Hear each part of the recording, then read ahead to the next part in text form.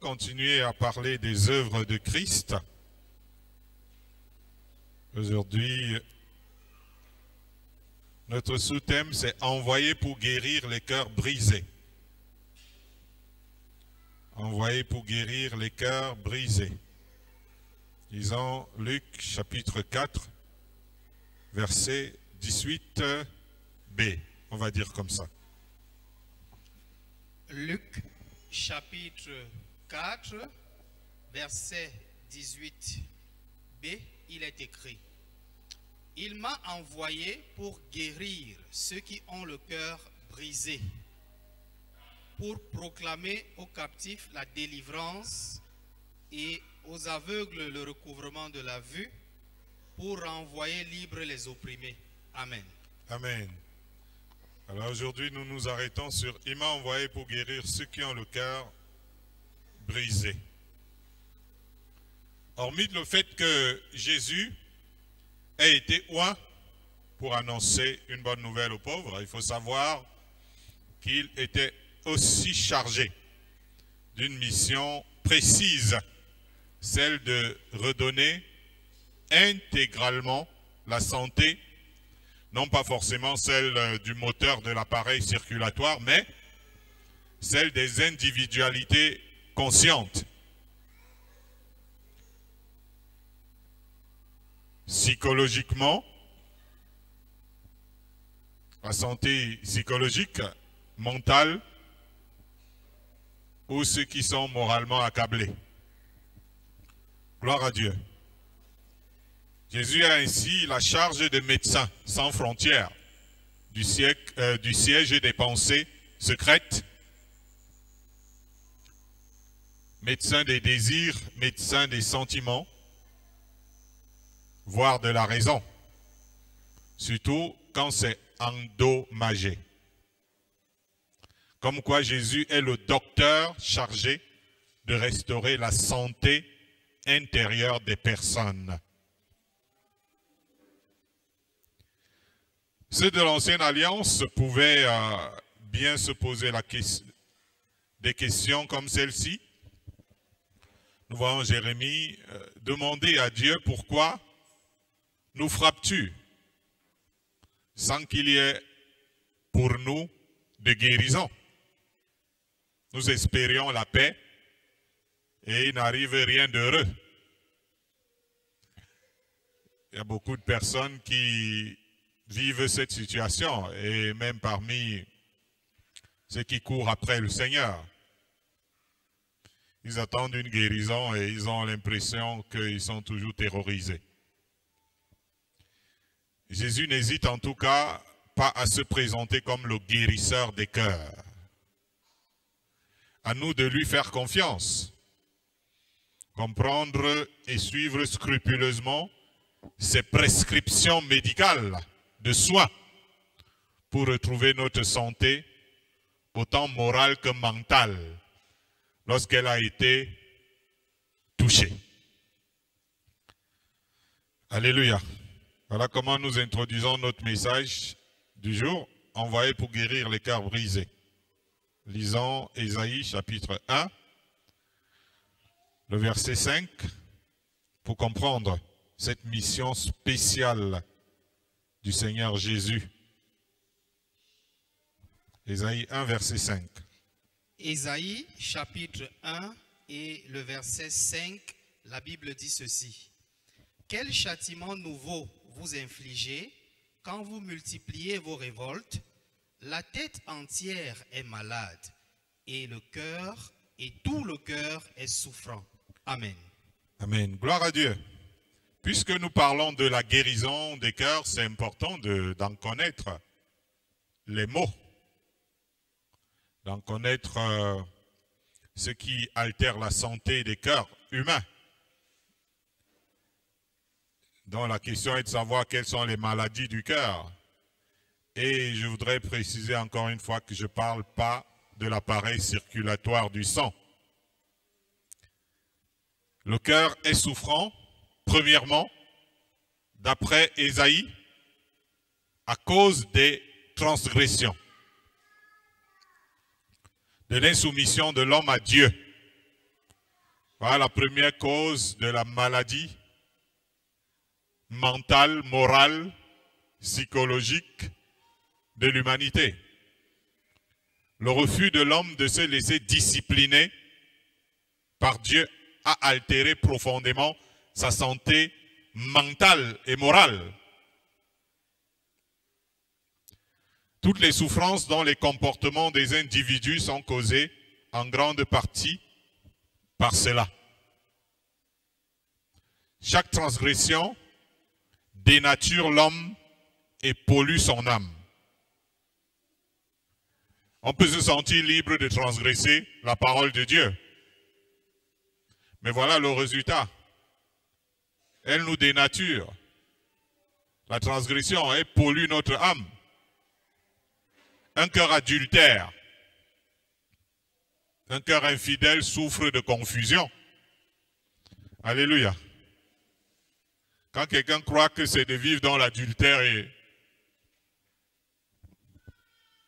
c'est ça qui est une vraie vie, ça veut dire que cette personne vit dans une confusion terrible. Lorsque quelqu'un est une personne infidèle, ce n'est pas loin de ceux qui s'attachent aux idoles. Ils plongent leurs âmes dans les ténèbres. C'est une personne qui a perdu l'image de Dieu en s'attachant aux idoles, et donc forcément, la mentalité sera instable. Si vous voulez, vous regardez les gens qui adorent les idoles. Ils ont une bonne mentalité. Les actes de transgression des commandements divins auxquels ils se livrent démontrent bien, lorsque quelqu'un est dans cette situation, que sa moralité est douteuse. C'est un malade psychique. Ces infamies finiront par rendre l'homme dégoûtant à lui-même, quand son âme se trouvera exposée à la lumière des Saintes Écritures. L'âme d'un transgresseur permanent de la parole de Dieu, lorsqu'il est confronté à la parole de Dieu, il découvre que son âme est dégoûtante à lui-même. Le virus du péché, en fait, c'est un virus qui est comme le VIH. Plus le péché se répand dans le corps, plus il détruit toutes les défenses morales contre le péché. Vous voyez, vous allez remarquer ça. Plus le virus du péché est en train de se répandre dans la vie de quelqu'un, ça, c'est en train de détruire toutes les défenses de cette personne-là contre le péché. Toutes ses défenses morales. C'est ce que le VIH fait. C'est pourquoi les hommes qui pratiquent une vie de péché s'endurcissent de plus en plus contre la parole de Dieu. C'est le virus du péché qui les empêche de comprendre, de peur qu'ils ne se convertissent et que leurs âmes ne soient guéries. Alléluia. C'est important de savoir que ces gens sont malades. Ils sont moralement atteints, psychiquement altérés, corrompus. Donc voilà l'une des maladies premières du cœur de l'homme. Vous voyez que le cœur, dans cet état, a besoin d'un guérisseur. Lisons Proverbe 14, verset 13. Proverbe 14, le verset 13.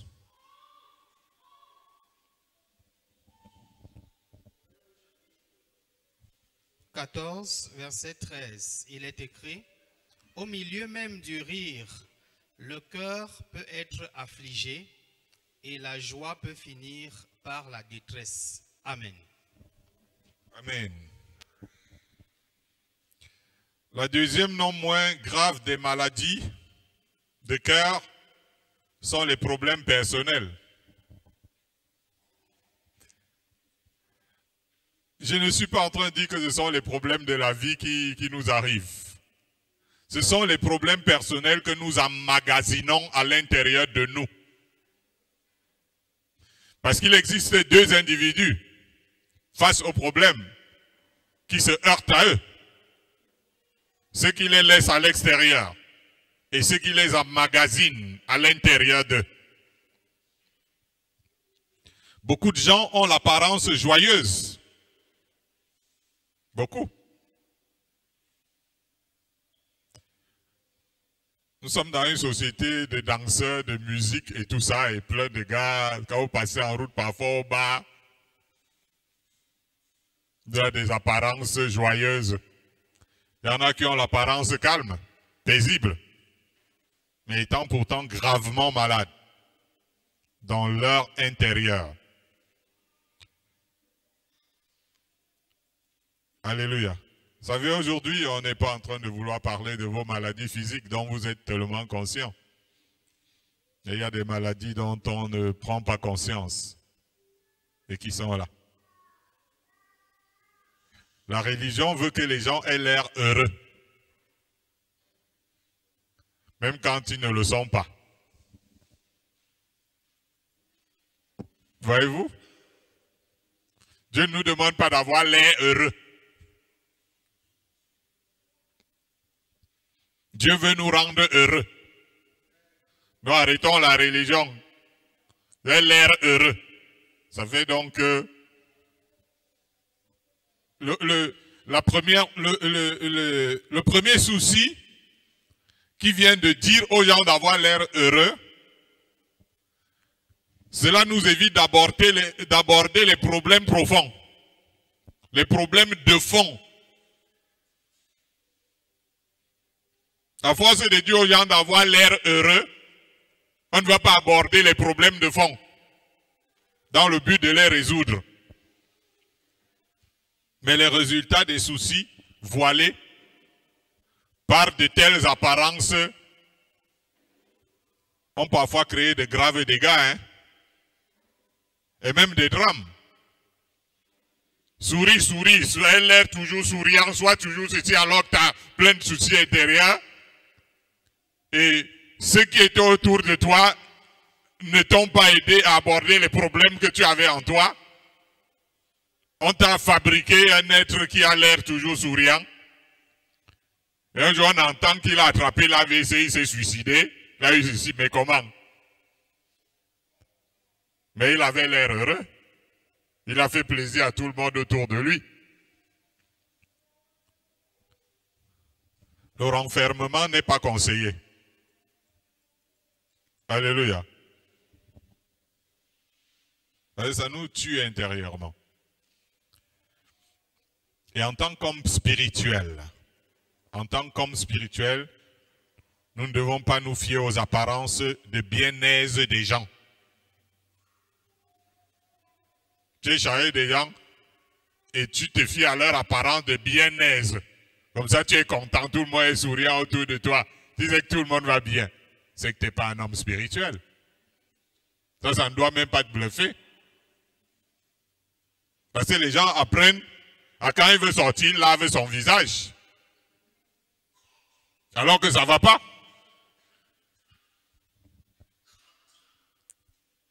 Le sacrificateur Samuel s'est approché d'Anne.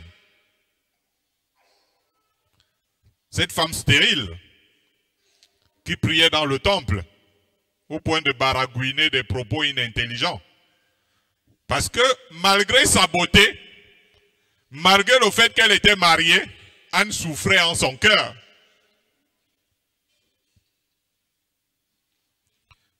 Jamais n'avait eu d'enfant. Jamais n'avait eu de fausse couche. Les moqueries de sa coépouse, qui avait des enfants, arrachaient des douleurs terribles dans le cœur de l'homme intérieur d'Anne. Malgré tout l'amour et l'honneur que son mari lui apportait, il y avait en Anne un excès de douleur, un excès de chagrin.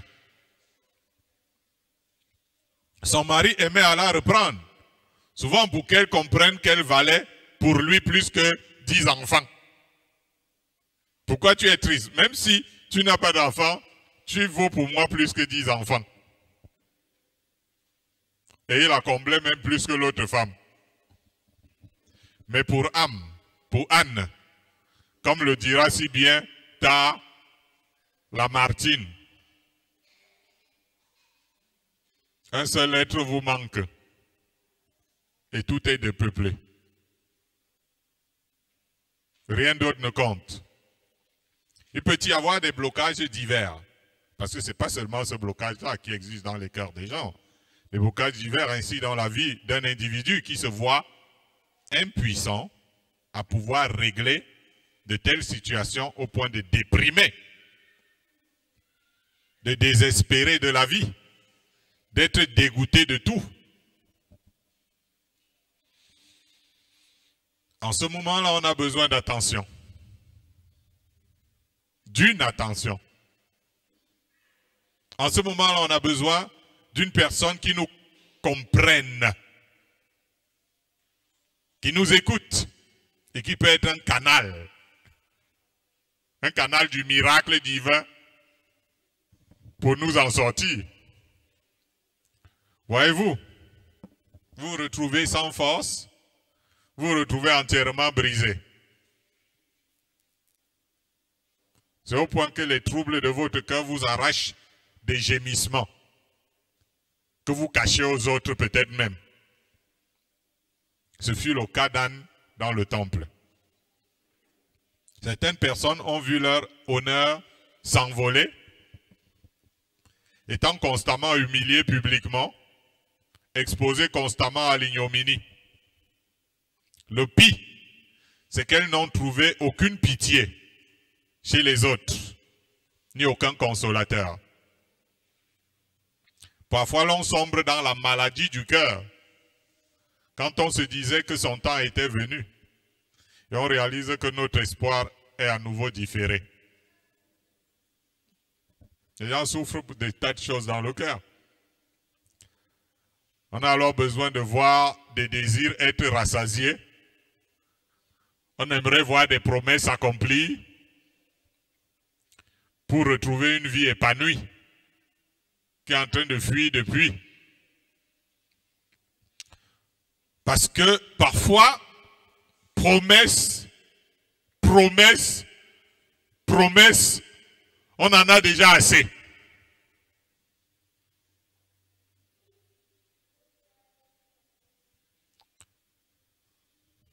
N'est-ce pas?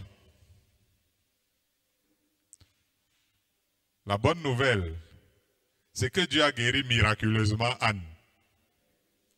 Et il peut aussi vous guérir. Alléluia.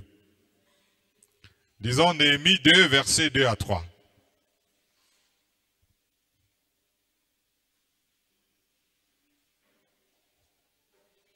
Nous parlons d'envoyer pour guérir les cœurs brisés. Néhémie 2, 2 à 3. Néhémie chapitre 2, versets 2 à 3. Le roi me dit, pourquoi as-tu mauvais visage? Tu n'es pourtant pas malade. Ce ne peut être qu'un chagrin de cœur. Je fus saisi d'une grande crainte et je répondis au roi, que le roi vive éternellement. Comment n'aurais-je pas mauvais visage lorsque la ville où sont les sépulcres de mes pères est détruite et que ses portes sont consumées par le feu? Amen. Amen. Gloire à Dieu. Nous voyons là ressortir une troisième maladie de cœur qui est souvent provenue des malheurs d'autrui, des malheurs autour de nous, des malheurs dans notre environnement qui nous heurtent profondément. Mais cette catégorie de maladie est pour les altruistes. C'est pour les sensibles et ceux qui portent le fardeau des autres. Néhémie vivait, pour revenir dans son contexte, il vivait dans le confort Il était un bien-aimé du roi dans ses palais. Mais il n'était pas heureux à cause de sa nation. Vous voyez, quelqu'un est... La vie, c'est quoi? Trouver un bon boulot, être marié, avoir des enfants, être bien logé, avoir tout le confort qu'on veut. Néhémie avait ces choses-là, mais il n'était pas heureux. Alléluia. Il n'était pas heureux à cause de sa nation qui était consumée, de son peuple qui était en exil, du temple de Dieu, de son Dieu qui était détruit. Tous les privilèges personnels qu'il avait ne le réjouissaient guère. C'est au point que le roi l'avait remarqué. Vous mettez quelqu'un à l'aise et vous avez l'impression que ça ne donne pas. Néhémie portait les charges de son peuple. Il portait le fardeau de sa nation en détresse. On pouvait bien voir qu'il n'était pas physiquement malade. Le roi lui fait la remarque, mais moralement accablé. On peut voir aussi le prophète Jérémie, je veux dire, carrément estomaqué par des souffrances au-dedans de son cœur, au point que son rythme cardiaque était accéléré.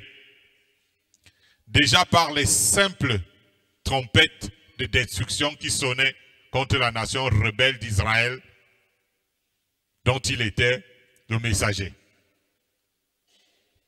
Lorsqu'il avait des visions des descendants d'Israël menés en captivité, son cœur souffrait au-dedans de lui.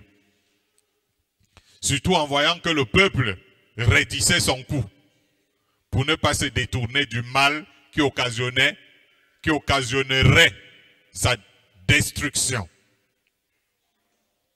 Jérémie était une personne qui ne faisait pas cas de sa propre vie.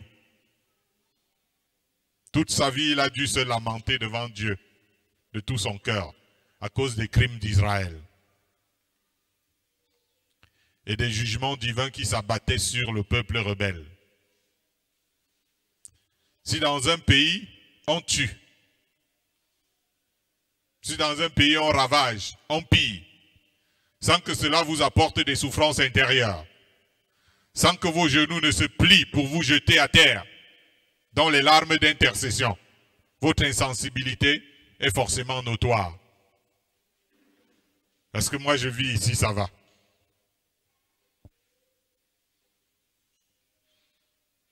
Là nous parlions des maladies du cœur.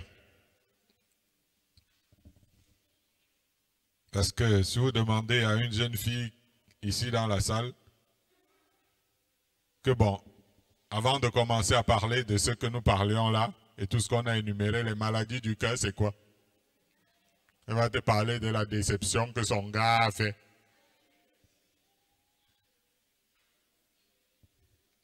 Et ça, c'est une maladie du cœur. Le gars qui vous chasse là, c'était peut-être la personne qui allait vous tuer.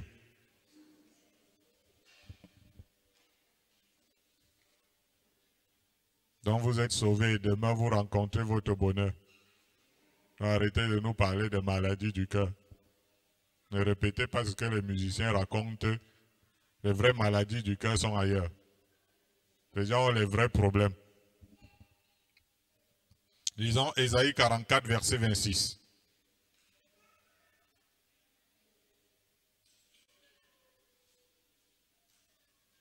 Ésaïe 44, le verset 26. Ésaïe chapitre 44, verset 26, il est écrit: Je confirme la parole de mon serviteur et j'accomplis ce que prédisent mes envoyés. Je dis de Jérusalem, elle sera habitée, et des villes de Juda, elles seront rebâties, et je relèverai leurs ruines. Amen. Amen. Mais comment les divers mots qui minent les cœurs peuvent-ils trouver la guérison, sans qu'il y ait des personnes dont l'arrivée est jugée providentielle pour apporter les soulagements. Combien de vaines paroles sont souvent annoncées à des personnes malades intérieurement de tous ces maux? Il faut être envoyé de Dieu afin que le Seigneur confirme les paroles de guérison qu'il veut transmettre aux souffrants à travers vous. S'il y a des transgressions, n'y a-t-il pas de possibilité de conversion? S'il y a des souffrances personnelles, n'y a-t-il pas de guérison envisageable? S'il y a des fardeaux pesants, ne serons-nous pas déchargés? Est-ce qu'il y a de l'espoir? À travers ces émissaires, Dieu veut apporter la restauration. Il parle par eux et accomplit leurs paroles. Mais il faut que celui qui s'appelle « Je suis » nous parle et nous envoie vers les gens affligés. Le sage dit qu'un messager fidèle apporte la guérison. Il faut donc être chargé de cette mission par Dieu. Mais attention, il ne s'agit pas de prophétiser le mensonge. Ça veut dire que tu vois quelqu'un qui est dans les problèmes de Jésus, tu lui prophétises, demain tu auras parce que tu as envie de lui faire plaisir. Si Dieu ne nous donne pas d'ordre, si Dieu ne nous a pas envoyé parler en son nom, nous allons tromper beaucoup de gens avec de vaines prédictions. Et au lieu de guérir la plaie, elle va plutôt enfler. Si le Seigneur ne parle pas à quelqu'un et que ce dernier se met à dire la bonne aventure aux gens pour leur plaire, il sera considéré comme un médium, un marabout aux yeux de Dieu. Et ces gens risquent la mort spirituelle. Alléluia. Si quelqu'un est dans ces maladies dont nous avons évoqué là tout à l'heure, à la limite, encouragez-le. Amenez-le à s'attacher au Seigneur. Priez avec lui ou intercédez pour lui à part. Mais ne lui racontez pas des bobards. Beaucoup de gens seront confus et vont s'égarer à cause des fausses prédictions qu'on leur raconte pour les séduire. Si Dieu vous envoie, dites les paroles de Dieu. Laissez les vôtres de côté. Arrêtez donc de parler de vous-même. Dites et annoncez ce que Dieu vous prescrit. Si vous n'avez rien reçu de Dieu, taisez-vous. Et dites assis à la personne, soutenez-la, exhortez-la à s'attacher au Seigneur, à faire confiance en Dieu. Ne lui sortez pas les fausses prédictions. Voilà ce qui rend l'Église plus malade qu'elle ne l'est. Êtes-vous plus grand que Jésus? Si vous n'êtes pas mandaté, les cœurs ne seront pas guéris à travers votre ministère. Même si vous faites de grands tapages. Si Dieu vous a mandaté, il y a des gens dont les cœurs vont être apaisés. Un souffle va se passer dans le cœur. Ils vont se calmer. Psaume 10, versets 17 à 18.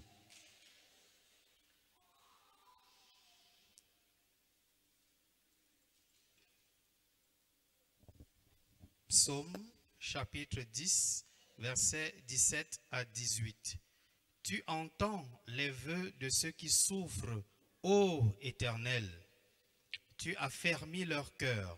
Tu prêtes l'oreille pour rendre justice à l'orphelin et à l'opprimé, afin que l'homme tiré de la terre cesse d'inspirer l'effroi. Amen. Gloire à Dieu. Là, nous avons encore une très bonne nouvelle, surtout dans un monde de détresse ou en détresse comme le nôtre. un monde d'injustice et d'insensibilité. Dieu entend les vœux de ceux qui souffrent. Alléluia. Dieu entend les vœux de ceux qui souffrent. Il rend leur cœur affermi. Il intervient dans leur situation pour ne pas les laisser en proie aux méchants. C'est vrai que nous sommes dans la jungle, mais il y a un Dieu des veuves, il y a un Dieu des orphelins, il y a un Dieu des opprimés que nous pouvons invoquer. Dieu est capable de penser toutes les blessures de votre cœur. Dieu est capable de penser toutes les blessures que votre cœur a subies dans cette vie. Il est capable de le faire avec efficacité. Son travail, c'est de guérir les cœurs brisés. Il peut débarrasser de votre cœur toutes les choses gênantes qui l'encombrent. Mais il faut que vous criez à Dieu, étant vous-même dans la justice de Dieu, afin qu'il vous délivre de vos détresses. Ça veut dire que tu ne dois pas crier contre l'injustice alors que toi-même tu ne pratiques pas la justice. C'est ça le paradoxe. Tu vois quelqu'un qui est en train de pratiquer de crier contre l'injustice qu'il subit, alors que lui-même il fait subir des injustices aux autres. Dieu veut être et soutenir tous ceux qui sont moralement accablés. Mais faites-lui de la place. Laissez-le entrer dans votre cœur pour le consoler. C'est ça le problème parfois. Il y a des gens qui refusent la consolation de Dieu. Ils ne lui donnent pas, ils n'ouvrent pas leur cœur au Seigneur. Si tu as l'esprit dans l'abattement, Dieu est pour toi. Si tu as l'esprit dans l'abattement, Dieu est pour toi. David dit qu'il ne dédaigne pas ceux qui ont le cœur brisé et contrit.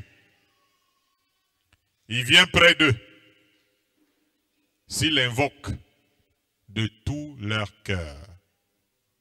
Vous savez, le problème de ceux qui souffrent, c'est qu'ils ne s'ouvrent pas, ils n'ouvrent pas leur cœur entièrement au Seigneur.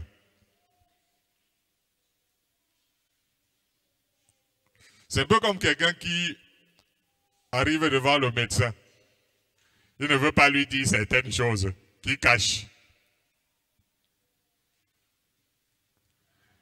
Et il finit de dire ce qu'il a dit au médecin. Et le médecin se contente des informations qu'on lui a données. Et on ne lui prescrit jamais un truc qui va vraiment lui apporter la guérison. Maintenant, il faut que tu marches dans des voies droites. Le Seigneur va voir que tu marches dans les voies droites, il va te guérir. Et Dieu nous guérit de plusieurs façons. Ce n'est pas toujours c'est bon. Non. Il envoie des personnes pour te guider. Si tu es moins sensible à sa voix, il n'y a pas de problème. Il va envoyer des personnes. Il va te consoler, toi, et ceux qui pleurent avec toi dans l'intercession. Tu as donné ton sujet de prière, non? Il va te consoler, toi, et ceux qui pleurent avec toi dans l'intercession. Tu auras un témoignage. Et tu auras la louange dans tes lèvres, au final. Parce que tu as choisi de t'attacher au Seigneur pour qu'il te guérisse. Alléluia. Et non à des faux raisonnements. J'aimerais qu'on lise Apocalypse comme dernier passage.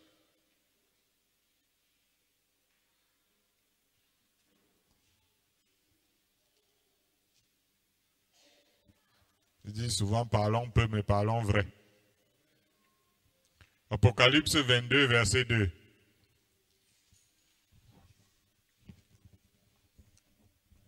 Apocalypse chapitre 22 verset 2, nous lisons au nom de Jésus-Christ. Au milieu de la place de la ville et sur les deux bords du fleuve, il y avait un arbre de vie, produisant 12 fois des fruits, rendant son fruit chaque mois, et dont les feuilles servait à la guérison des nations. Amen. Amen. Nous lisons ce passage dans le dernier, on va dire, chapitre de la Bible. Plusieurs, en lisant ce passage d'Apocalypse, s'attendent à quelque chose qui se trouve dans le monde à venir.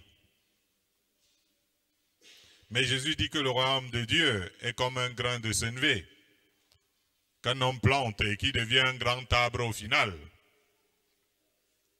Il est écrit que celui qui marche selon la parole de Dieu fidèlement est comme un arbre planté, qui produit son fruit en sa saison et dont le feuillage ne se flétrit point. Jésus lui-même n'est-il pas le cep et nous les sarments? L'Église doit être un arbre de vie, où tous ceux qui viennent s'abriter trouvent la guérison des maux qui minent leur cœur. Ce n'est pas à l'église que les gens doivent venir ajouter les mots de cœur aux gens.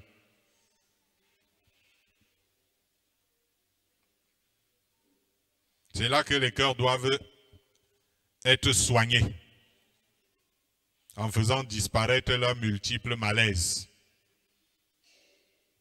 Vous savez, aujourd'hui, on est tellement concentré sur les maladies d'ordre physiologique, les maladies mystiques et autres, que nous oublions les cœurs et les âmes malades. Les cœurs restent malades, les âmes restent malades, parfois même le corps étant en bonne santé. Le psalmiste crie ainsi à Dieu: Éternel, aie pitié de moi, guéris mon âme, car j'ai péché contre toi. Les âmes sont malades, chers amis, tandis qu'on ne fait que prier pour la prospérité matérielle, financière et les guérisons des corps. Les âmes demeurent ainsi malades, sans cure. Et je puis vous dire que les gens qui meurent tous les jours et qui descendent dans les abîmes, ce sont des âmes dont ce sont des personnes dont les âmes n'ont pas été guéries.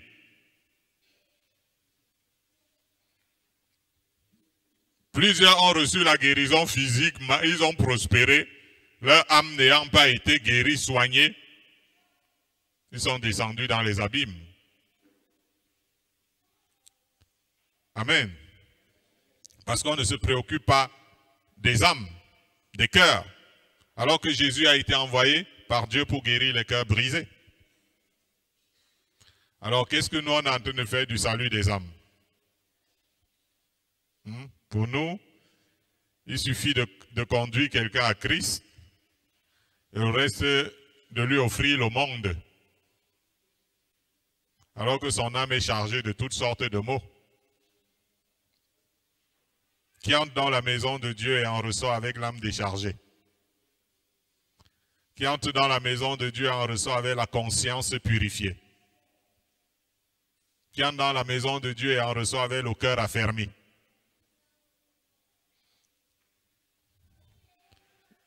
Je vois beaucoup la puissance de Dieu se manifester dans l'Église pour la guérison des corps et pas la guérison des âmes.